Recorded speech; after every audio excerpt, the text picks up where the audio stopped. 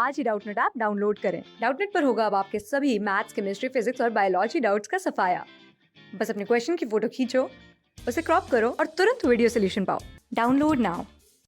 Hello everyone, हमारे पास question है arrange the following compound in decreasing order for solubility and boiling point. तो हमें यहाँ पे दो सब पार्ट के अंदर कंपाउंड दिए हुए हैं, इनको हमें बॉइलिंग पॉइंट और सॉलिबिलिटी के बेसिस पे अरेंज करना है। तो सबसे पहले बॉइलिंग पॉइंट होता क्या है उसके बारे में डिस्कस करेंगे। बॉइलिंग पॉइंट जनरली पता चल पा रहा है यहाँ पे लिक्विड जो है वो वेपर में कन्वर्ट हो जाए, तब हम कहते हैं कि उस कंपाउंड का वेपर बॉइलिंग पॉइंट अचीव हो गया। तो ये कंडीशन अचीव कब होती है? जब वेपर प्रेशर ऑफ लिक्विड जो है, वेपर प्रेशर ऑफ लिक्विड जो है वो बराबर हो जाता है वेपर प्रेशर ऑफ सराउंडिंग के, वेपर प्रेशर ऑफ सराउंडिंग। तो जब ये कंडीशन अचीव हो जाती है तब हम कहते हैं कि उस कंपाउंड का बॉइलिंग पॉइंट अचीव हो गया। तो ये बॉइलिंग पॉइंट जो है वो चार फैक्टर्स के ऊपर डिपेंड करता है। एक तो होता है intermolecular forces of attraction, intermolecular forces of attraction. तो इसके डायरेक्टली प्रोपोर्शनल होता है बॉइलिंग पॉइंट, मतलब जितनी ज़्यादा इंटरमोलिकुलर फोर्सेस होगी उतना ज़्यादा बॉइलिंग पॉइंट होगा। सिमिलरली मॉलिकुलर मास के भी डायरेक्टली प्रोपोर्शनल होता है, बॉइलिंग पॉइंट मॉलिकुलर मास के डायरेक्टली प्रोपोर्शनल होता है। और इसके अलावा सरफेस एरिया, इसके भी बॉइलिंग पॉइंट डायरेक्टली प्रोपोर्शनल होता है। और लास्ट आता है ब्रांचिंग, इसके इन्वर्सली प्रोपोर्शनल होता है बॉइलिंग पॉइंट। तो ये चार फैक्टर होते हैं बॉइलिंग पॉइंट जिनके ऊपर डिपेंड करता है। अब हमें जो कंपाउंड दिए पहले हम उनका बॉइलिंग पॉइंट डिस्कस कर ले। तो यहाँ पे हमें 2, 3 और 4 कार्बन आइटम की चेन दी हुई है। तो इनका अगर स्ट्रक्चर देखें तो ये फर्स्ट स्ट्रक्चर है CH3, फर्स्ट ऑप्शन है सॉरी CH3 CH2OH, ये compound first. CH3 CH2 CH2OH, ये कंपाउंड सेकेंड। और similarly CH3 CH2 CH2 CH2OH, तो ये कंपाउंड थर्ड। अब इन तीनों कंपाउंड को हमें डिस्टिंग्विश करना है बॉइलिंग पॉइंट बेसिस पे, डिक्रीजिंग ऑर्डर में अरेंज करना सॉरी। तो इसके अंदर देखें तो यहाँ पे जिस कंपाउंड के अंदर लॉन्गेस्ट हाइड्रोकार्बन चेन है उसका मॉलिक्यूलर मास ज़्यादा होगा, उसका सरफेस एरिया ज़्यादा होगा, तो उसका बॉइलिंग पॉइंट भी ज़्यादा होगा। तो हमारा जो थर्ड कंपाउंड है इसके अंदर 4 कार्बन आइटम चेन है, यहाँ पे 3 कार्बन आइटम चेन है, यहाँ पे 2 कार्बन आइटम चेन है। तो इसका मतलब क्या हो गया, जो मॉलिक्यूलर मास जिस कंपाउंड का सबसे ज़्यादा होगा वो हमारा कंपाउंड थर्ड होगा, और इसका बॉइलिंग पॉइंट भी सबसे ज़्यादा होगा। सिमिलरली फिर हमारा कंपाउंड सेकंड आएगा जिसके अंदर 3 कार्बन आइटम चेन है, और लास्ट में हमारा कंपाउंड 1 आएगा जो कि जिसके अंदर 2 कार्बन आइटम चेन है, क्योंकि इनका मॉलिक्यूलर मास ज़्यादा है, इनका सरफेस एरिया ज़्यादा है और ब्रांचिंग कम है, इस वजह से इनका बॉइलिंग पॉइंट इस ऑर्डर में अरेंज होगा डिक्रीजिंग ऑर्डर के अंदर।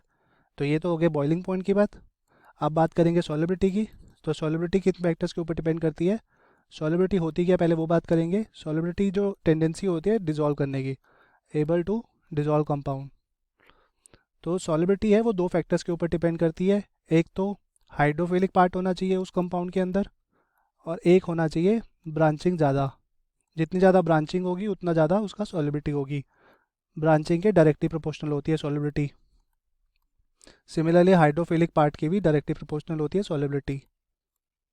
अब हमें जो कंपाउंड दिया हुआ है 1, 2, 3, इसके अंदर हम फर्स्ट कंपाउंड देखें तो यहाँ पे 2 कार्बन आइटम चेन है, मतलब कि 2 हाइड्रोफोबिक पार्ट है, और यहाँ पे 3 हाइड्रोफोबिक पार्ट है, और यहाँ पे 4 हाइड्रोफोबिक पार्ट है। तो जितने ज़्यादा हाइड्रोफोबिक पार्ट होंगे उतनी उसकी सॉलिबिलिटी कम हो जाएगी, क्योंकि अपना उसके अंदर सॉल्वेंट के अंदर डिजॉल्व नहीं होंगे। तो सॉल्वेंट के अंदर डिजॉल्व नहीं होंगे तो इनकी टेंडेंसी कम हो जाएगी। तो अगर हम फर्स्ट कंपाउंड को देखें तो फर्स्ट कंपाउंड के अंदर सबसे कम हाइड्रोफोबिक पार्ट है, तो इसकी सॉलिबिलिटी सबसे ज़्यादा होगी। देन कंपाउंड सेकेंड, और लास्ट में कंपाउंड आएगा थर्ड। तो ये हो जाएगा सॉलिबिलिटी ऑर्डर फर्स्ट सब पार्ट के लिए। अब नेक्स्ट सब पार्ट देखें तो हमारे पास यहाँ पे 4 carbon atom chain, 3 carbon atom chain, 4 carbon, और यहाँ पे ये ब्रांचिंग। तो इस कंपाउंड के देखें तो ये सेकेंड सब पार्ट है CH3 CH2 CH2 CH2OH, इसको कंपाउंड 1 मान लेते हैं। तो इसके अलावा CH3 CH3 CH2OH, एक कंपाउंड सेकेंड हो गया। CH3 CH2 CHOH CH3, एक कंपाउंड थर्ड हो गया। CH3 CCH3 CH3OH, तो ये कंपाउंड फोर्थ हो गया। अब बॉइलिंग पॉइंट में पहले अरेंज करेंगे इनको। तो बॉइलिंग पॉइंट में हमें पता है कि जितनी ज़्यादा ब्रांचिंग होगी उतना ही उसका बॉइलिंग पॉइंट कम हो जाएगा, और जितना उसका मॉलिक्यूलर मास ज़्यादा होगा उसकी बॉइलिंग पॉइंट सबसे ज़्यादा हो जाएगा। अब फर्स्ट जो स्ट्रक्चर है नॉर्मल चेन है, तो मतलब इसका बॉइलिंग पॉइंट सबसे ज़्यादा हो जाएगा as compared to the rest, क्योंकि उसके अंदर ब्रांचिंग प्रेजेंट है। तो फर्स्ट की सबसे ज़्यादा बॉइलिंग पॉइंट होगा। नेक्स्ट हमारे पास कौन सा ऑप्शन हो सकता है, या तो सेकंड होगा या फिर थर्ड होगा, सेकंड या थर्ड। अब सेकेंड के अंदर जो हाइड्रोक्सिल ग्रुप है वो प्राइमरी है, क्योंकि एक ही कार्बन जो जिस कार्बन एटम से वो अटैच है वो सिर्फ एक कार्बन से अटैच है। हाइड्रोक्सिल ग्रुप जिस कार्बन से अटैच है वो सिर्फ एक साइड से अटैच है, तो इस वजह से ये एक प्राइमरी अल्कोहल है। सिमिलरली जो ये कार्बन है, ये हाइड्रोक्सिल ग्रुप कार्बन है, वो दो साइड से अटैच है, तो ये 2 डिग्री अल्कोहल हो गया।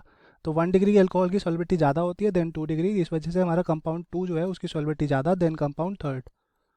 और लास्ट में हमारा कंपाउंड फोर्थ आ जाएगा, क्योंकि इसके अंदर ब्रांचिंग सबसे ज़्यादा है, तो इसका बॉइलिंग पॉइंट जो है वो सबसे कम हो जाएगा। अब सिमिलरली बात करेंगे सॉल्बिलिटी की।